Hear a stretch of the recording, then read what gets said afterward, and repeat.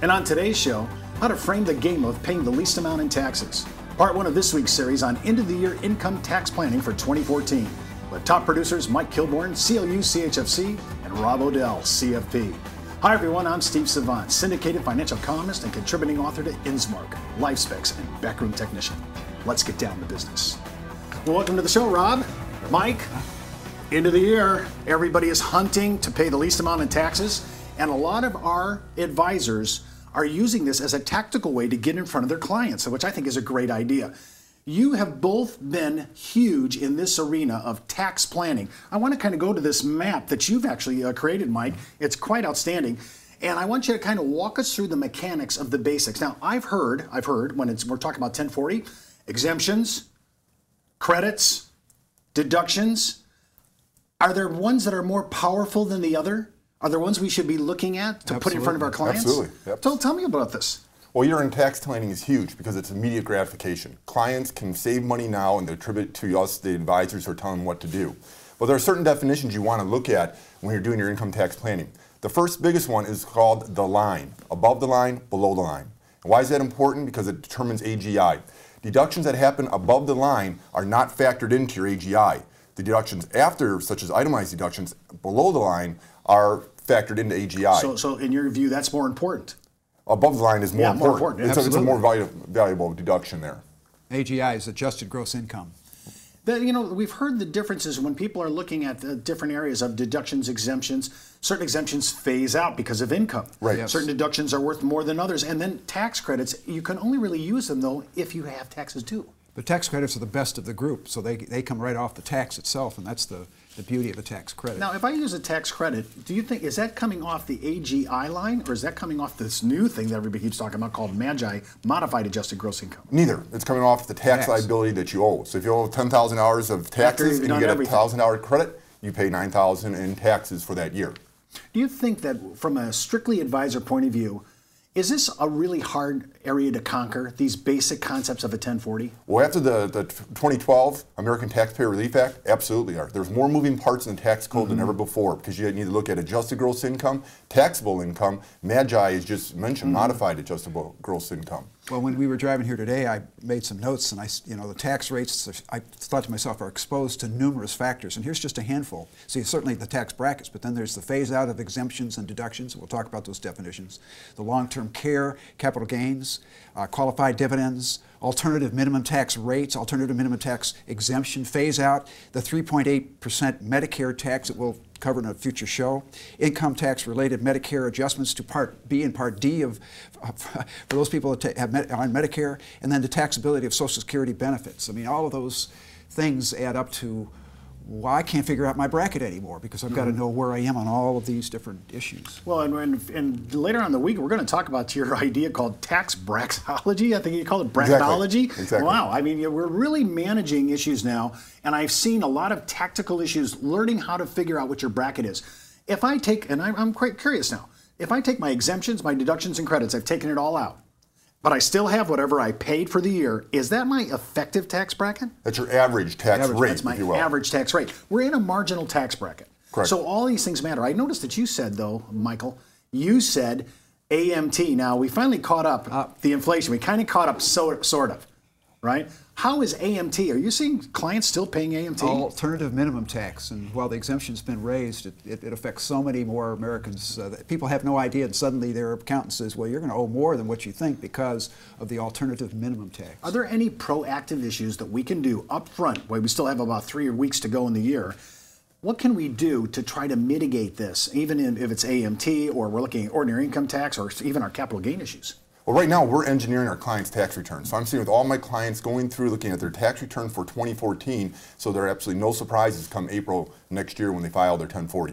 Well, I've noticed, though, Michael, is a lot of people go to their CPA after the fact. The CPA community is not really proactive in planning for tax. They do the taxes on the basis of the shoebox that they're handed. Right. But really, in fact, I don't really see much proactive That's planning. why the advisor can step in and help work with the CPA and the client and figure out how to focus them on these important issues to, for example, defer income to another year or increase deductions for this year. I mean, if you were to pay taxes on your home, maybe you can push it off to January if you need to, or you pay it this year. In fact, in financial planning, the biggest disconnect or inefficiency in financial planning is the lack of communication between the financial advisor and the tax professional, CPA, accountant. If you can get those two talking on behalf of a client, great things can happen for the client's tax return. Now, do you team up, both of you team up with CPAs to do exactly what you're talking about? Absolutely. And they embrace you? Well, we firmly believe in the team approach. In fact, we have something called the Wealth Protection Network that we created over the years, and we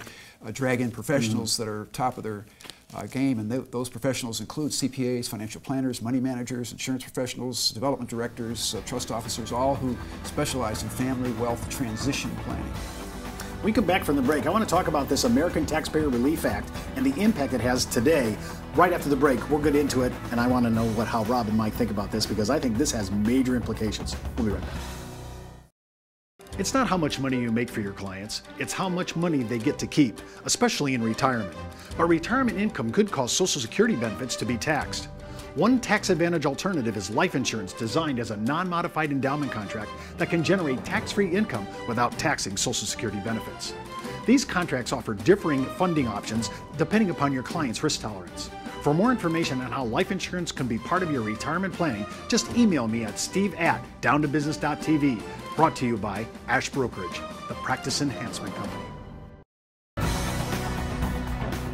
Welcome back to our second segment. Of course, we're with Mike Kilborn and Rob Odell. Rob, kind of introduce us into this whole thing of the Relief Act, the so-called Tax Relief Act. Tax Relief Act. It's not really relief, but whatever.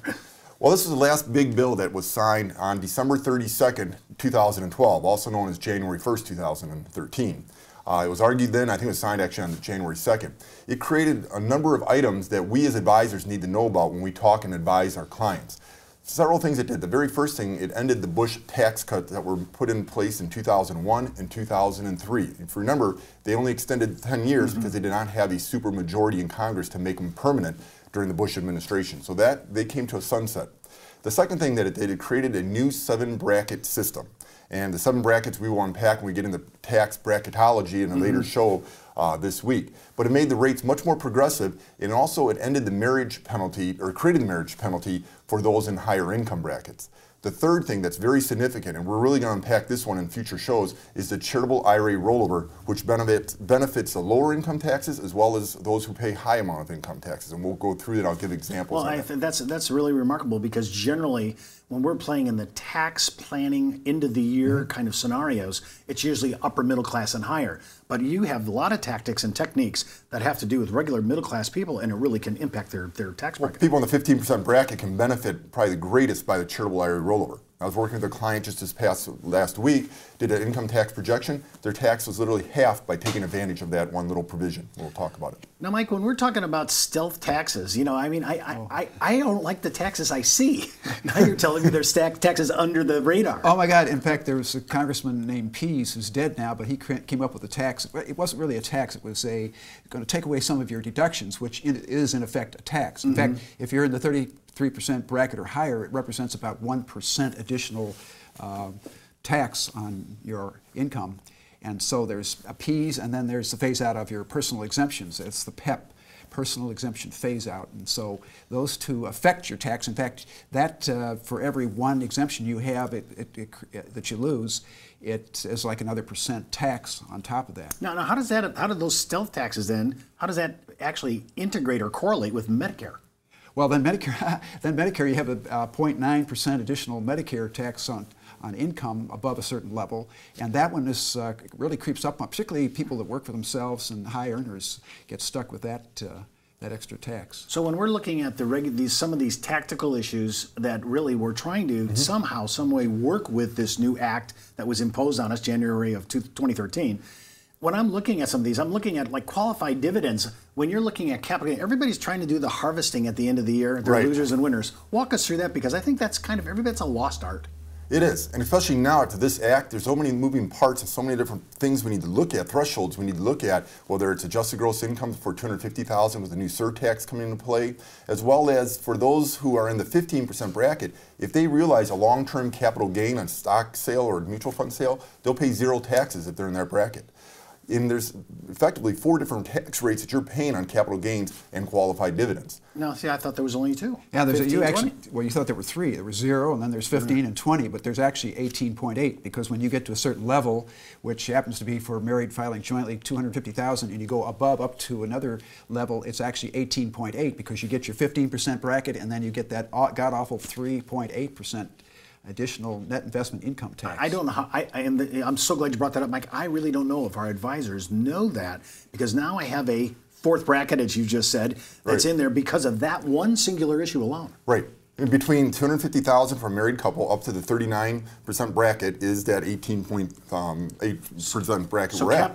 capital gains is not quarantined away from this issue. Not at all. So it actually, this is actually the way you said it, that's a revelation to me. Well, dividends got thrown into the formula too, so we have dividends and capital gains. So dividends are also taxed at a certain level at 20%. Now, we mentioned this on the first segment. We talked about the AMT. We finally got it somewhat indexed, but I'm surprised at how many middle-class people are still paying the alternative minimum tax. Well, all they did was index it. So they didn't change it, they didn't revamp it, they just gave a little bit of index, which they should have done back in 1969, but it was never indexed back then. So that people are paying it. Middle class people do pay AMT, and it's very difficult to plan around alternative minimum tax, also known as alternative maximum tax. And when it came into play years and years ago, it was intended only to affect a few families, and what happened is it just never went away, and it got stuck, and now it's affecting millions of taxpayers. Well, if I've looked at what I'm allowed to take on a deduction, my exemptions, whatever tax credits, and I still have a bill that I'm not happy with, are there other tax advantage or tax favored things that I can do today to make some kind of impact for my taxes this year? Well, you need to, before 12/31, you need to be doing planning right now. So charitable deductions, charitable giving is a very big one you can be doing. You can be selling tax losses, whether it's real property or ordinary losses. If you have an annuity contract at a loss, you can take losses there. So there's many different things you can be doing now, but now's the time to be doing this with your clients before you get to the end of the year. Once you go January 1st, it's water under the bridge. So advisors need to get hold of their clients and say, let's have a discussion about your taxes, and maybe I'll work with your accountant to try and come up with some ideas for you before you're in. Well, that's all the time we have for today's show. Remember, before moving forward with any of the ideas you hear on our show, always consult your tax advisor, legal counsel, or your broker-dealer compliance officer. Missed an episode? Just go out to our video archives. And remember, you could be wiser as an educated advisor. I'm Steve Savant. We'll see you tomorrow.